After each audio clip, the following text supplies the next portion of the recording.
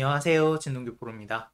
오늘은 이렇게 상대가 대 모양을 만들었을 때 이걸 어떻게 처리를 해야 할 것인가에 대해서 생각을 좀 해보도록 하겠습니다. 흙이 지금 이제 하변과 그리고 우변에 굉장히 큰 모양을 만들고 있는데 우선은 보시면은 이런 모양은요. 양쪽에 이제 변을 갖고 있는 모양은 어느 한쪽을 깨면 어느 한쪽이 커지게 되어 있어요. 그래서 어느 한쪽에 시중에서 들어가면 안 됩니다. 자, 예를 들면은 우변이 넓어 보인다고 우변에 한번 들어가 볼게요. 흙은 눌러갑니다. 물론 이제 이걸로 백이 잡히지는 않아요. 뭐 들여다보고 넘고 밀고 밀고 건너붙이다 보면 사는 형태가 나옵니다. 근데 이게 이제 문제는 두면 둘수록 하변의 골이 깊어져요. 백 입장에서 살짝 고전의 형태라고 볼 수가 있습니다. 자, 이거는 이제 하변도 마찬가지입니다. 큰 차이가 나지 않아요. 흙은 물론 이제 눌러가더라도 백이 살 때 적당히 세력을 만들면서 우변을 키워갈 수가 있겠고요.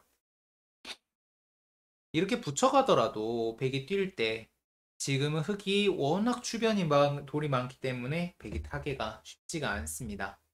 자, 그래서 이런 상황일 때는 가운데로 특히 지금처럼 삼선의 돌이 있을 때는 눌러서 가는 것을 추천을 드리겠습니다. 지금 모자에도 조금 주목을 해주셔야 하는데요.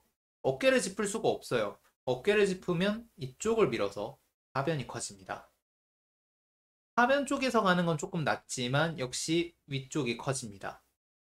그렇기 때문에 가운데에서 눌러서 어느 한쪽도 그렇게까지 커지지 않게 하는 것이 중요합니다. 또한 이제 이렇게 눌러가는 것은 장점이 있는데요.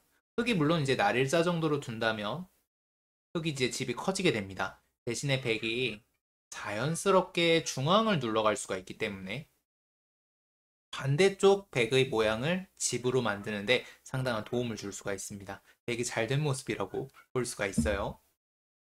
자, 그럼 흙은 사실은 아까 전처럼 되면은 백의 상변과 좌변에 힘을 받기 때문에 집을 조금 줄여서 짓더라도 중앙 쪽에서 공격을 하는 수를 보통 사용을 하게 됩니다. 모자도 좋고 눈목자도 좋습니다. 이 눈목자는 사실 조금 이해가 안 되실 수도 있는데 백이 뛴다고 가정을 하고 들여다보는 모양을 좋게 만드는 목적이 있습니다. 그리고 뛰어갑니다. 물론 이제 백이 잡히진 않습니다. 입구자를 두고 날일자 정도로 두어간다면 사는 데는 전혀 문제가 없는데요. 흙이 이제 눌러서 흙은 우변도 어느 정도는 짓고 중앙에 돌을 배치를 하면서 좌변과 상변을 견제하고 있습니다. 쌍방 호각의 형태로 보시면 되겠습니다.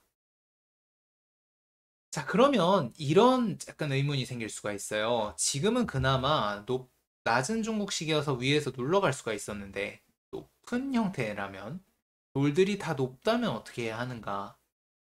이때라면 사실은 백이 뚜렷한 대책이 없습니다. 아까랑 비슷한 딜레마에 빠지게 되어 있어요.